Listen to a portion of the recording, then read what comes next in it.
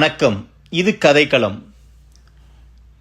ஒரு நாட்டின் மீது போர் தொடுக்கும் மன்னர்கள் தாம் பெற்ற வெற்றி நினைவாக அந்நாட்டின் மதிப்புமிக்க கலை சின்னங்களையும் சிற்பங்களையும் வெற்றி சின்னங்களாக கொண்டு வருவது மரபு.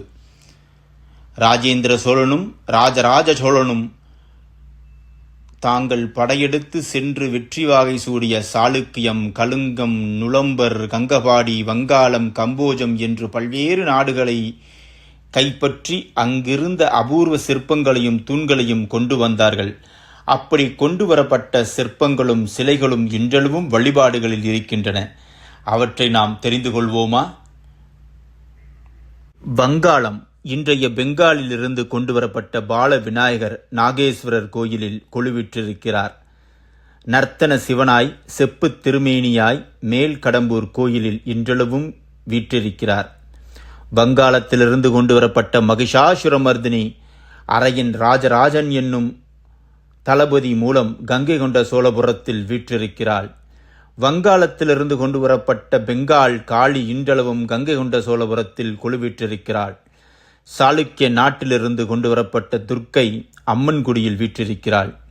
சாளுக்கிய விநாயகர் கிருஷ்ணராயன் என்னும் ராஜேந்திரனின் படைத்தளபதி மூலம் கொண்டு வரப்பட்டு அம்மன்குடியில் இன்றளவும் வீற்றிருக்கிறார். சூரிய பிரபையுடன் கூடிய நவகிரகம் சாளுக்கிய மன்னரை வெற்றி பெற்று கங்கை கொண்ட சோழபுரத்தில் கொலுவிற்றிருக்கிறது. திருலோக்கி என்னும் சிவன் கோயிலில் ரிஷபராடுனராய் சாளுக்கிய ரிஷபராடுனர் வீற்றிருக்கிறார். சாளுக்கிய காளி எல்லை காளியாய் கங்கை கொண்ட சோழபுரத்தில் வீற்றிருக்கிறாள். 10 கை மகிஷாசுரமர்தினி சாளுக்கிய நாட்டிலிருந்து கொண்டு வரப்பட்டு கங்கை கொண்ட சோழபுரத்திலும் எல்லை காளியாய் வீற்றிருக்கிறாள். நுளும்ப நாட்டிலிருந்து ரதியும் மன்மதனும் கொண்டு வரப்பட்டு திருலோக்கி சுந்தரேஸ்வரர் கோயிலில் அருள்வாளிக்கின்றார்கள். கனக்க விநாயகராய் கங்கை கொண்ட சோழபுரத்தில் நுளும்ப நாட்டிலிருந்து கொண்டு வரப்பட்ட விநாயகர் வீற்றிருக்கிறார். தஞ்சை அருங்காட்சியகத்தில் துவாரபாலகர்கள் நுளும்ப நாட்டு துவாரபாலகர்கள் வீற்றிருக்கிறார்கள். கம்போஜ நாட்டிலிருந்து சிம்ஹ பீடமாய் வெள்ளை பளிங்கற்களாலான சிம்ம பீடம் தாராசுரம் கும்பகோணத்தில் வீற்றிருக்கிறது. கங்கபாடியிலிருந்து கொண்டு வரப்பட்ட வீரபத்திரர் இன்றளவும் கங்கை கொண்ட சோழபுரத்தில் வீற்றிருக்கிறார்கள்.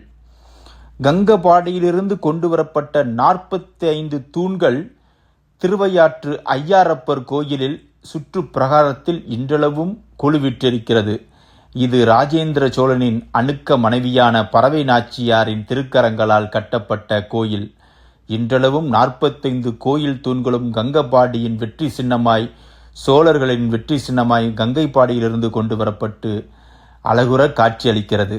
தெரிந்து கொண்டோமா? சென்றிடுவீர் 8 திக்கும் புகழனைத்தும் கொண்டு வந்து இங்கு சேர்ப்பீர் என்றானே பாரதி. அந்த பாரதிக்கு 1000 ஆண்டுகளுக்கு முன்பே சோழர்கள் வெற்றி வாகை சூடி கொண்டு வந்து தமிழர்கள் முழுவதும் சிற்பங்களாய் சிறப்புற நிலை பெற்றிருக்கின்றார்கள். தெரிந்து கொண்டோம், அறிந்து கொண்டோம். நன்றி, வணக்கம். இந்த சேனலை தயவு கூர்ந்து சப்ஸ்கிரைப் செய்யவும்.